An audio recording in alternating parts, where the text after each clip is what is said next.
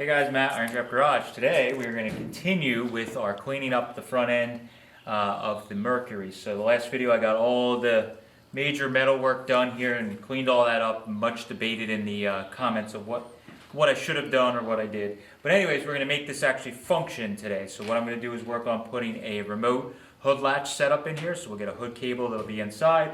I'm using some reproduction vintage Volkswagen latch parts that are very simple, and I'm going to basically make some kind of panel to hold the latch and make everything work, and hopefully by the end of this we'll have a latching hood that we can open and shut hopefully every time. Fingers crossed. So let's get started.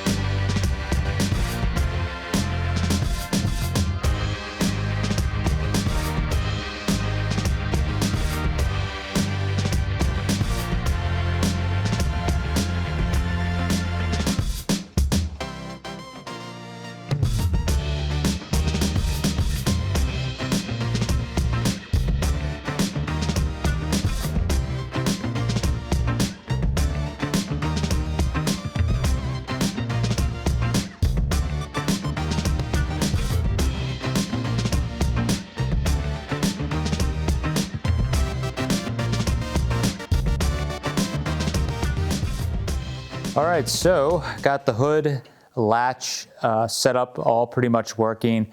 Last couple shots, so I was putting in the cable, just drilled a small hole in the firewall with a little rubber grommet, ran the cable through, mounted under the dash. I am planning on this car in my second round of modifications, maybe in a winter or two, to change the dashboard. So the handle I have in there, it's just an old chrome handle and cable. It works fine, but I may try and match that or integrate it into the dash when we get to doing a different dash in this thing. But for now, it does work, it does function.